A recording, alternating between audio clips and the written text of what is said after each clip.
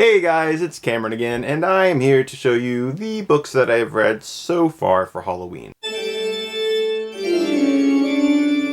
Now, I usually start reading Halloween books in the late August, early September part because there's just too many books I want to read, and I want to try to start as early as I can so I can read as many as possible. First up, how would Halloween be complete without some Goosebumps? The first one I read was The Haunted Mask 2. Now, I have read this before. Actually, my mom read it to me because I was like 4 years old at the time, and I, needless to say, wasn't a very good reader at that point. But I was a Goosebumps fan.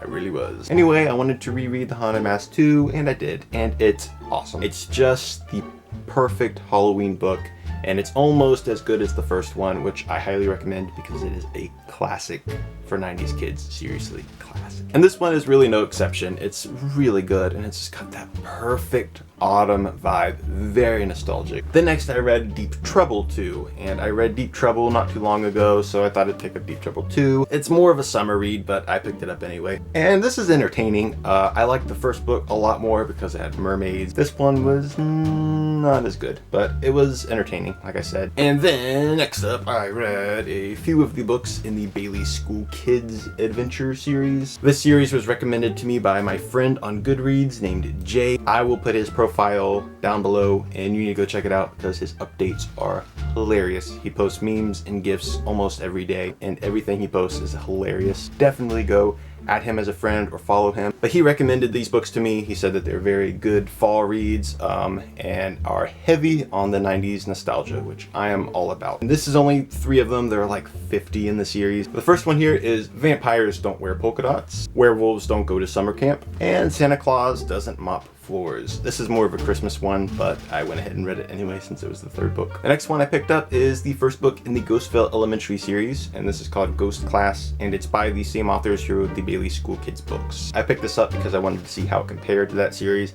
and it's very good. It's a lot like the Bailey School Kids and the way that it's written, but the story itself is a lot different. It's about a class that gets moved to the basement of their school because the school is running out of room, and it turns out that the basement is haunted by a class of ghosts. Then, because I am a huge Halloween Town fan, I had to pick up this book, which is Tales from Halloween Town, The Witch's Amulet, and it was okay. It's more or less based off of the last Halloween Town movie, which is the 4th. It's called Return to Halloween Town. The actress who plays the main character, Marnie, was replaced with Sarah Paxton, the actress. It was just a weird change, and the whole movie was kind of weird, to be honest. So this was more of like a promotional for that movie, and for that reason, it doesn't have quite that same feel that the original Halloween Town movies had.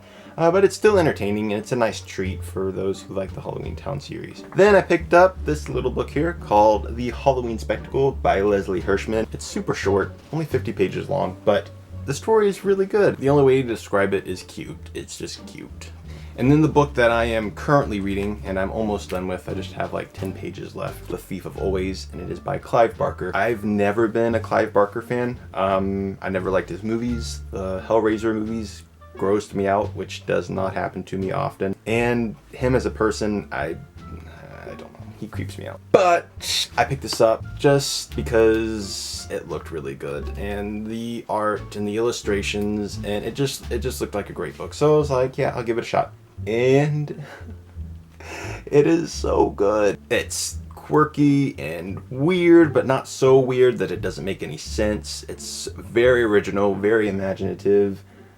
I've never read anything like it. It reminds me a lot of Neil Gaiman. If you like Neil Gaiman, you will adore this book. It is incredible. So those are all the books that I have read so far for Halloween, and I will see you guys next time. Goodbye.